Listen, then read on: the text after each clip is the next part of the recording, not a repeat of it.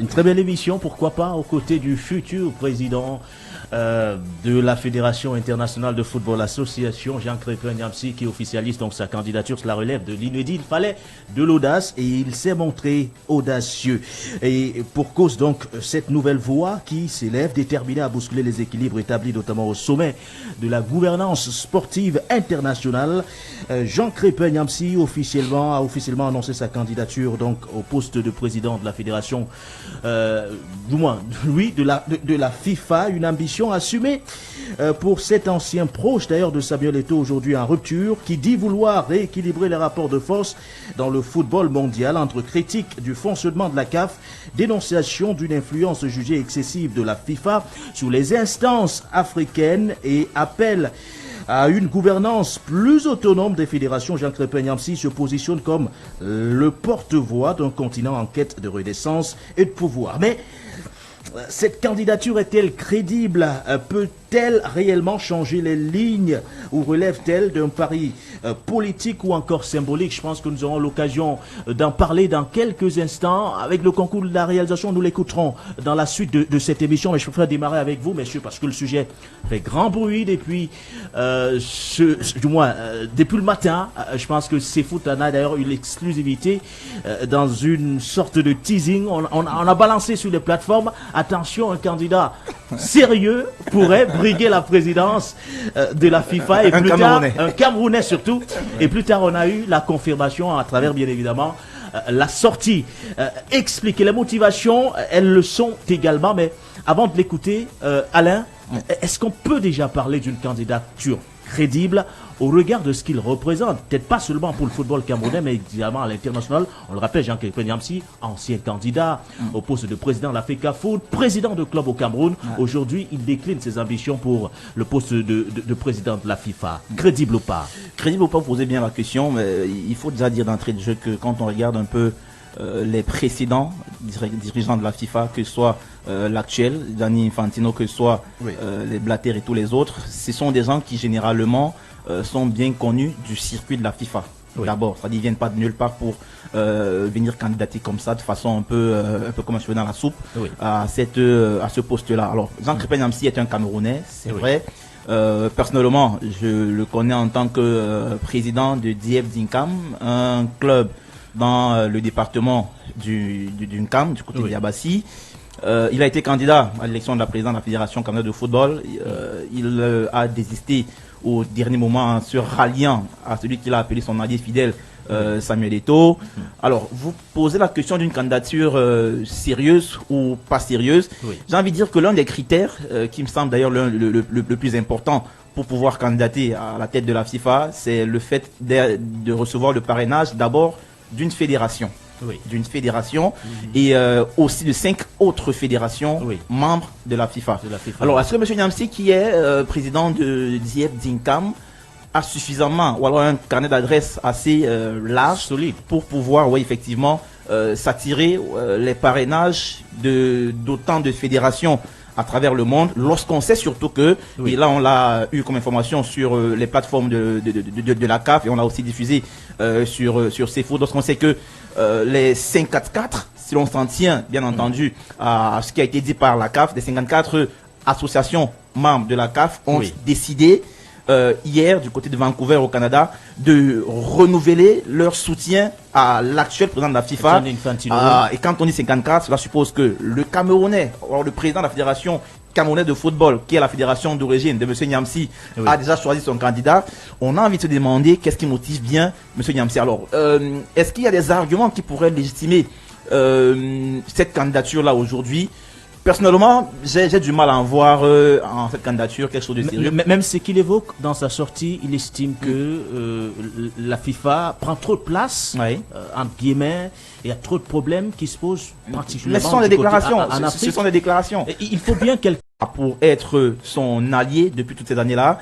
Et donc lorsqu'on voit que son allié, celui qu'il présente lui-même comme son allié fidèle depuis 5 ans aujourd'hui, a littéralement et lamentablement échoué dans la gouvernance du football, et que lui, qui s'est rallié à celui même qui incarne l'échec dans le football camerounais aujourd'hui, celui qui s'est rallié à lui se présente à la FIFA et nous dit qu'il va vouloir changer les choses à la tête de la FIFA, moi j'ai envie de me demander de qui on se moque. Donc, personnellement, pour moi, j'ai un peu envie de dire ce soir que Monsieur Niamsi, avec tout le respect que j'ai pour lui, malheureusement, n'a pas suffisamment de coach et même de carrure pour être ne serait-ce que président de CFoot. Alors, je rappelle que avec le soin de la rédaction de CFoot, on a pris contact avec, bien sûr, Jean Crépin Niamsi qui n'a pas, du moins, toutes nos sollicitations sont restées lettres mortes.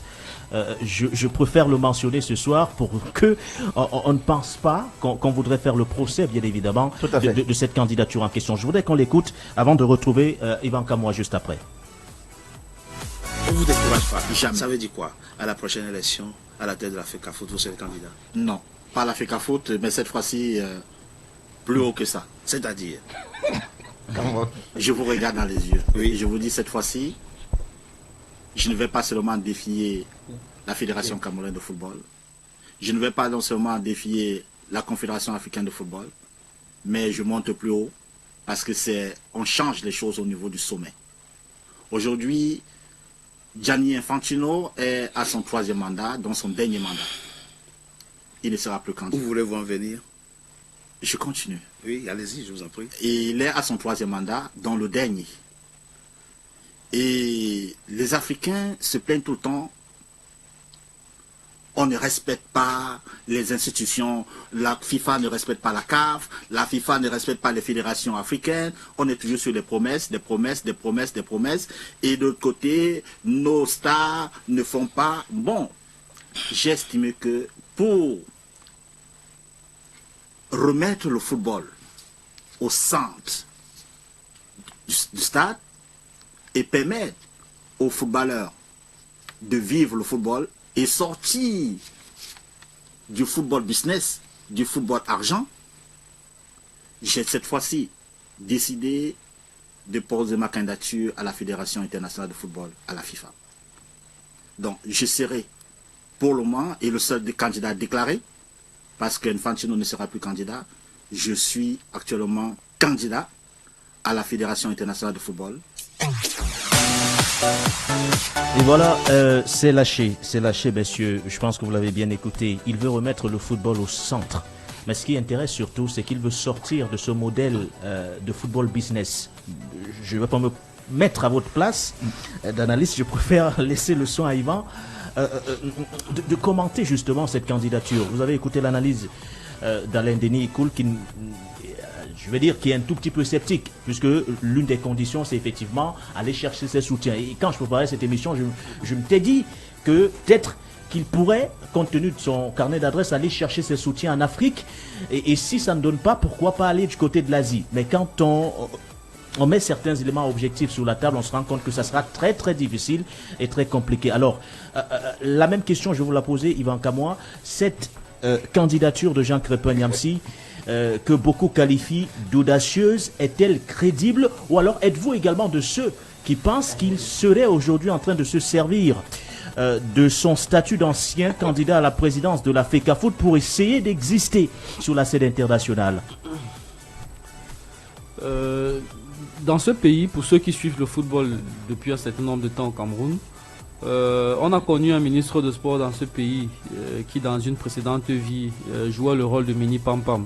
Et pour ceux qui sont au Cameroun, ils comprendront très bien à quoi ça renvoie. Et pour ceux qui ne le savent pas, en fait, quand on était plus jeune, à l'école primaire, il y avait des personnes qui venaient souvent dans des écoles en forme de caravane. Comme des guignols. Est-ce que vous n'êtes pas déjà trop dur à l'entame de vos propos? Je n'ai même pas encore commencé. Oh là là. Qui venaient déguisés justement en guignols, et leur travail était de nous faire rire, nous les enfants, et parfois la veille, les enseignants prenaient le soin de nous dire, d'aviser nos parents qu'il y a justement cette caravane de guignols qui viendra à l'école et qu'il fallait débourser 200, 300 ou 500 francs pour pouvoir participer justement à ce spectacle de rigolade. J'ai l'impression que M. Niamsi, certainement dans une vie, a joué ce rôle de guignol-là. Il a du mal à s'en débarrasser aujourd'hui, qu'il est dans la vraie vie, et parfois ça le rattrape. Et il utilise les occasions comme celle-ci pour pouvoir nous faire rire. Ça, c'est d'un. De deux, Alain Denis a parlé tout à l'heure de sa proximité à un certain moment avec le président de la Fédération camerounaise de football. Il se présentait à cette époque-là comme étant un de ses alliés fidèles. Et personnellement, j'ai souvent trouvé qu'au travers d'un certain nombre d'agissements, celui qui aujourd'hui préside aux destinées de la Fédération camerounaise de football brillait régulièrement par ce qu'on appelle un one-man show.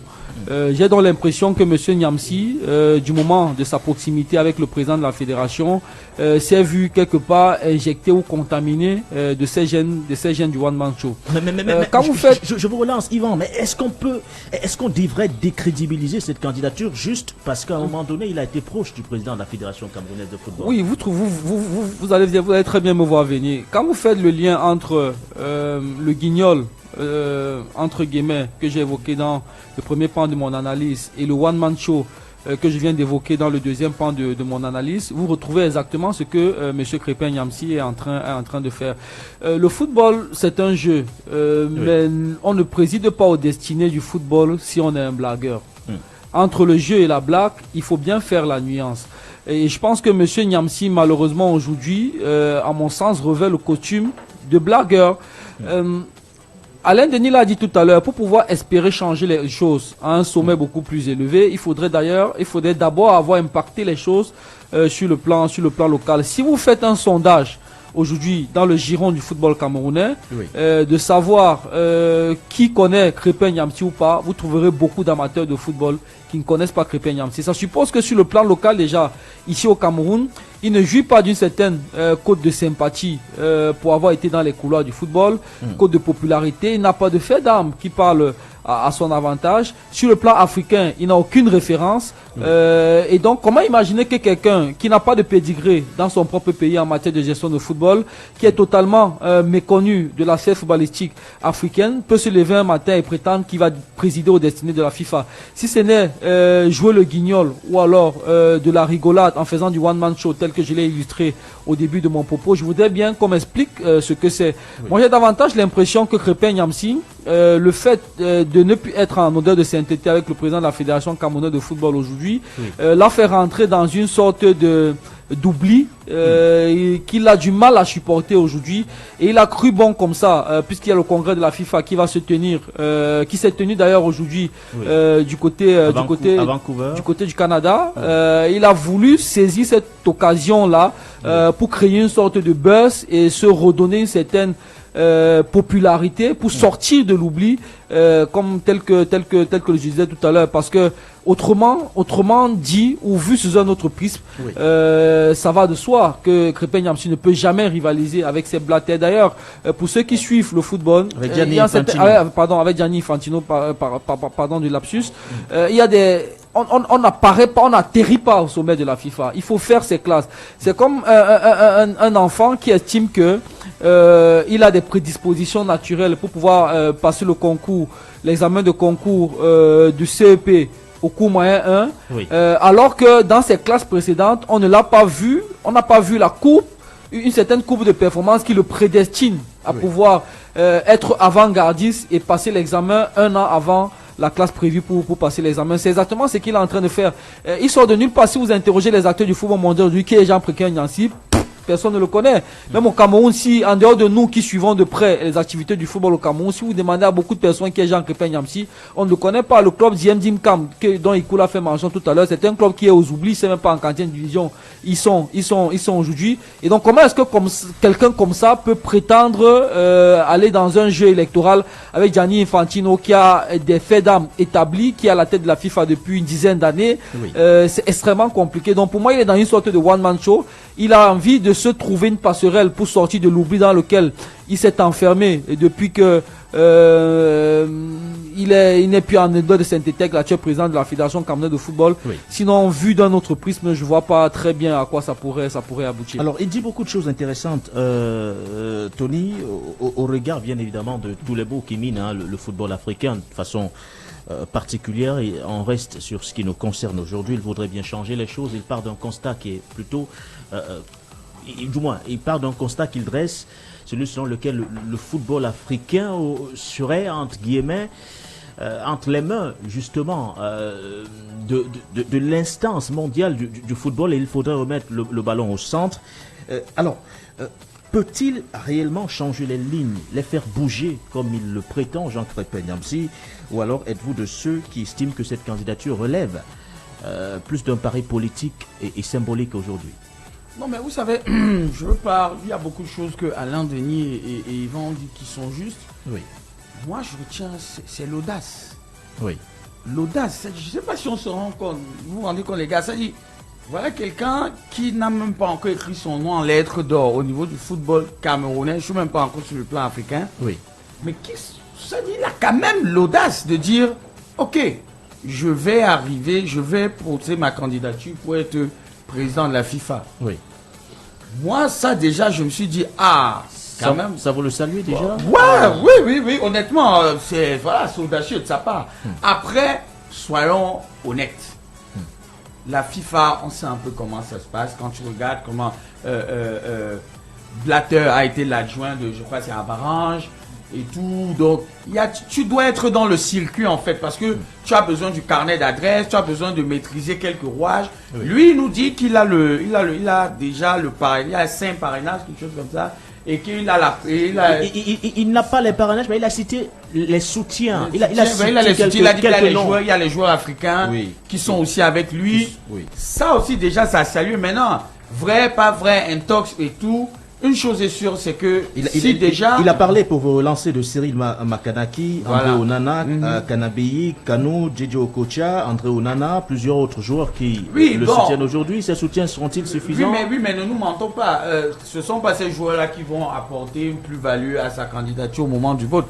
Si déjà Infantino a les 54 fédérations avec lui, je suis désolé, le game entre lui et déjà Crépin Niamsi, il est plié. Parce qu'il faut dire qu'au niveau de l'Europe, parce que tu as l'Afrique, tu as l'Europe, tu as les Amériques, l'Océanie, l'Asie et tout.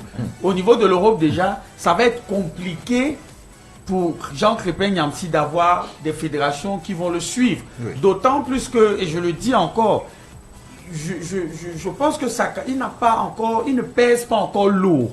Ne nous mentons pas. Parce qu'aujourd'hui, il est président de Dieppe Dicam. Dieppe Dicam, c'est la régionale.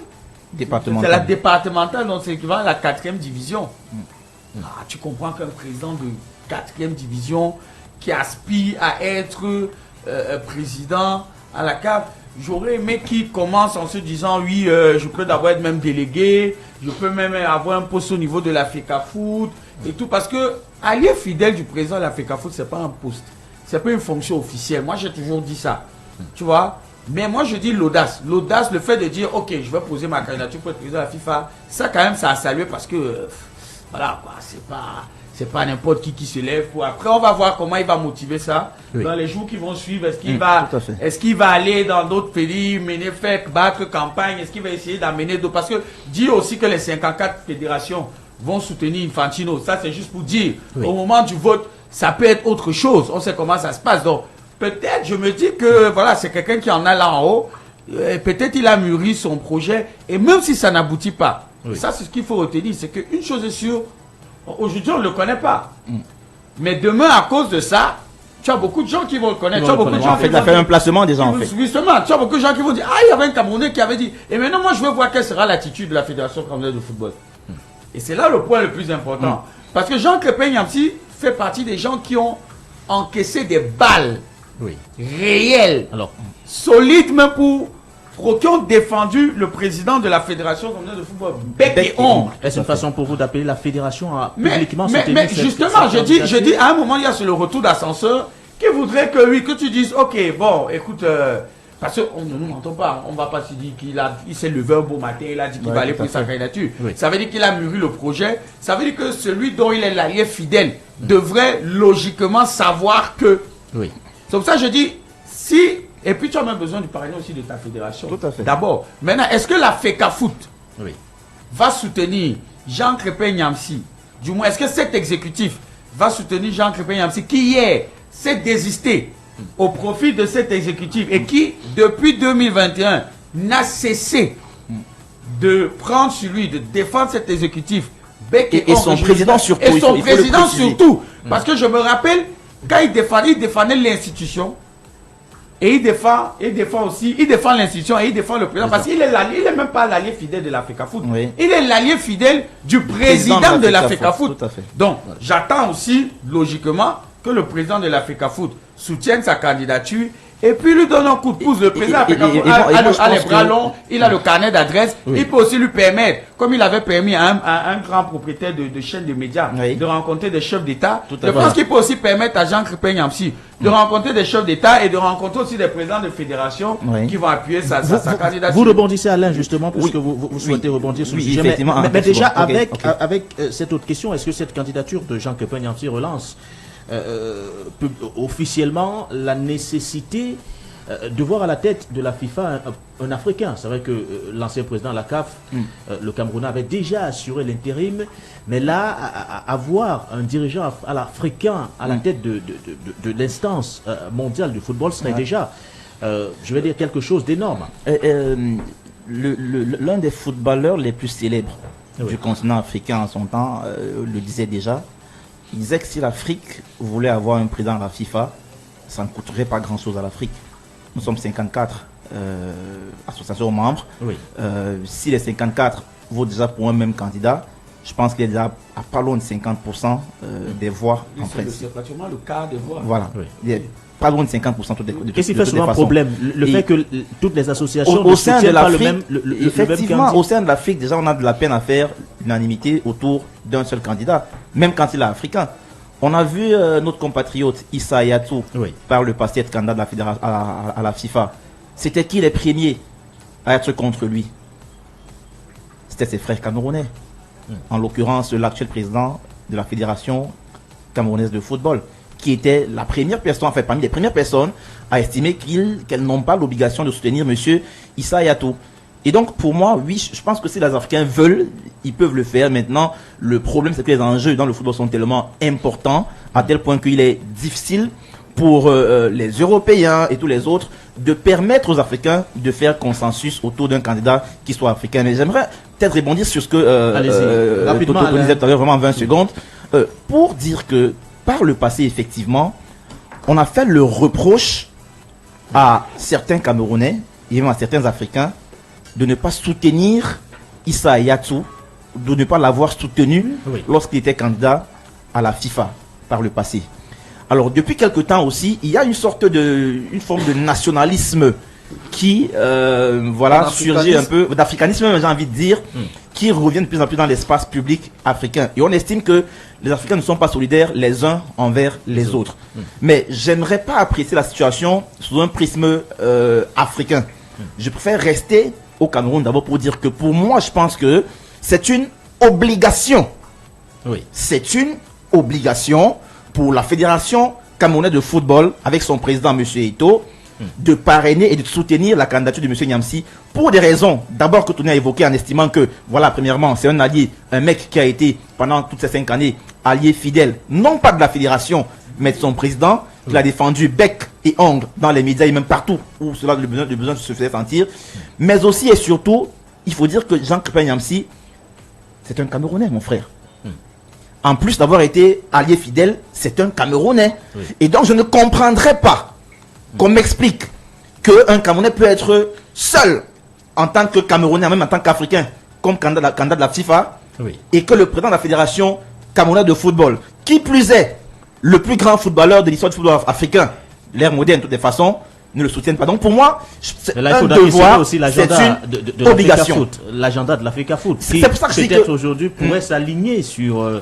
je vais dire quoi, d'autres intérêts. D'autres intérêts, ça c'était avant la déclaration de M. Nyamsi. Oui. À partir du moment où M. Nyamsi déclare sa candidature, moi j'aimerais bien voir que ceux-là qui en appellent souvent au soutien des Camerounais au président de la Fédération camerounaise de football, oui, fassent de même aujourd'hui qu'un Camerounais veut briguer la FIFA en disant à M. Eto'o, président de la Fédération camerounaise de football, de soutenir son compatriote, M. Jean Crépin Nyamsi, qui plus est, a pendant tout ce temps été son allié fidèle et inconditionnel. Voilà.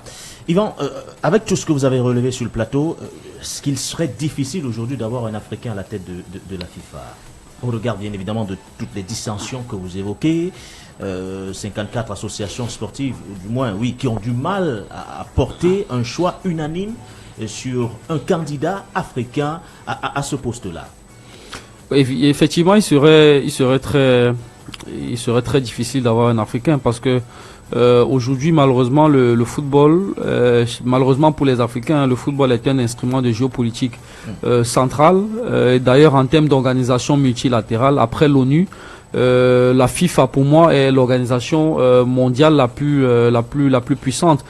Quand vous voyez les batailles qu'il y a aujourd'hui autour du football pour l'organisation des grandes compétitions, quand vous voyez ce qu'a coûté le Qatar Gate à Sepp Blatter parce que les Américains n'étant pas contents d'avoir perdu l'organisation de la Coupe du Monde.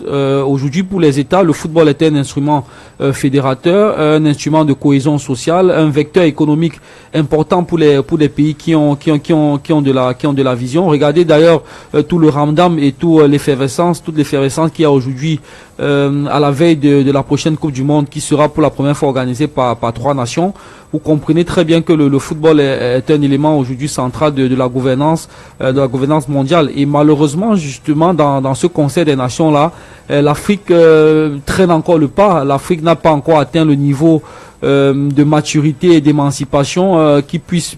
C'est-à-dire que ce qu'on voit sur le plan politique, c'est exactement la même chose sur le plan footballistique. Et étant donné aujourd'hui que le football est devenu un instrument politique de gouvernance des pays et du contrôle de l'hégémonie mondiale, il apparaît extrêmement compliqué pour les Africains de pouvoir se positionner et d'avoir un candidat qui puisse espérer atteindre le sommet de la FIFA. Issa Hayatou à l'époque avait réussi à arriver jusqu'à la vice-présidence. Il avait d'ailleurs assumé la présidence en intérim pendant un moment. Je pense que si les Africains étaient suffisamment conscients des enjeux en termes de domination ou d'importance dans la domination du monde par le contrôle du football, à ce moment-là, les Africains se seraient battus, quitte à ce qu'ils perdent la bataille, mais ils se seraient battus bec et ongle pour que Issa Hayatou, au sorti de cet intérim-là, puisse être porté à la tête de la FIFA. Parce que pour moi, à ce moment-là, la situation s'y prêtait grandement. Et d'ailleurs, cet épisode-là a permis aux Européens qui ont senti à un moment, parce qu'il faut le dire, Issa Hayatou a vraiment été à 2 doigts d'être le président de la FIFA s'il avait eu un vrai soutien des Africains. Je pense que d'autres fédérations, que ce soit en Asie ou en Amérique du Sud, auraient pu peut-être se rallier à sa cause et cela aurait pu faire basculer la chose en faveur de Issa Hayatou. Et à ce moment-là, les nations européennes se sont rendues compte qu'en fait, les Africains de plus en plus lorgnent ce poste-là. Et ce qu'ils ont fait au niveau de la FIFA, qu'Alain Denis a oublié de noter tout à l'heure, c'est qu'ils ont instauré le système depuis quelque temps de grands électeurs, un peu comme ça se fait au niveau des États-Unis. Désormais, toutes les fédérations sportives membres de la FIFA n'ont pas le même poids de vote au sein de la FIFA. C'est-à-dire que lorsqu'il y a de 211. Oui, il y a 211 fédérations, 211 mais toutes les fédérations n'ont pas le même poids au niveau de la valeur. Il y a des coefficients qu'on a affectés. Et je pense que les Européens et les grandes nations de football ont mis ces principes-là sur pied à travers leur lobbying au sein de la FIFA pour permettre un contrôle permanent et diminuer le poids de l'Afrique justement dans cette élection-là, parce qu'ils se sont rendus compte que 54 fédérations, c'est plus que l'Europe, par exemple, et à un certain moment, ça pourrait basculer en leur défaveur. C'est la plus grande confédération. Voilà, donc s'il faut, pour revenir à ta question, ça va être extrêmement compliqué pour les Africains, parce que malheureusement, les Africains n'ont pas, en termes d'essor, en termes de développement, en termes d'émancipation, atteint le niveau, ne serait-ce que sur le plan social, des autres grandes nations, et du coup, il sera difficile d'aller concourir avec ces derniers. Dans quelques instants, avec vous, Tony Fondam, nous reviendrons bien évidemment sur cette décision qui a été rendue publique par la commission de recours de la Fédération camerounaise de football au sujet d'un club, la Colombe sportive du Dialobo, qui avait introduit, on le rappelle, un recours au mois de mars dernier sur les sanctions qui avaient été prises à son sujet. Nous prenons cette courte transition et juste derrière, nous évoquerons le sujet.